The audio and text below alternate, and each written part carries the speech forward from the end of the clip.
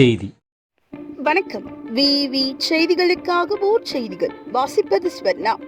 காவேரிப்பாக்கம் அருகே கருத்து வேறுபாடு காரணமாக பிரிந்த தம்பதியர் தீக்காயங்களுடன் அரசு மருத்துவமனையில் அனுமதி.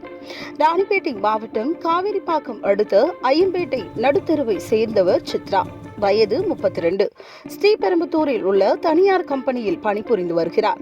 இவருக்கும் திருத்தணி அடுத்த ஆர்கேபேட்டை பகுதியை சேர்ந்த பாலாஜி, வயது 41 என்பவருக்கும் கடந்த 10 வருடங்களுக்கு முன்பு திருமணம் நடைபெற்றுள்ளது. இந்த தம்பதியினருக்கு 10 மற்றும் 8 வயதில் 2 பெண் பிள்ளைகள் உள்ளனர். மேலும் கணவன் மனைவி இடையே ஏற்பட்ட கருத்து வேறுபாடு காரணமாக கடந்த 2 வருடங்களாக இருவரும் தனித்தனியாக வாழ்ந்து வந்துள்ளனர். இதில் குழந்தைகள் இருவரும் தாயுடன் வசித்து வருகின்றனர்.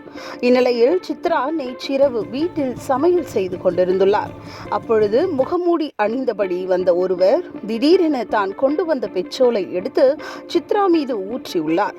அப்பொழுது அடுப்பிலிருந்த தீ மலமளவென சித்ரா உடல் முழுவதும் பற்றி எரிய ஆரம்பித்துள்ளது. இதில் ஆவேசமடைந்த சித்ரா தன் மீது பெட்ரோல் ஊற்றிய நபரையும் இறுக்கி அணைத்துக் கொண்டு கூச்சலிட்டுள்ளார். இதில் அலறல் சத்தம் கேட்டு அக்கம் பக்கத்தினர் ஓடி வந்து தீயை அணைத்துள்ளனர்.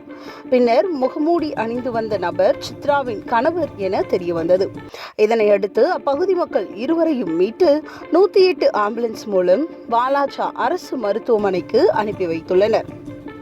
பின்னர் தீவிர சிகிச்சைக்காக வேலூர் அடுக்குமாறை அரசு மருத்துவமனையில் அனுமதிக்கப்பட்டு தீவிர சிகிச்சை பெற்று வந்தனர்.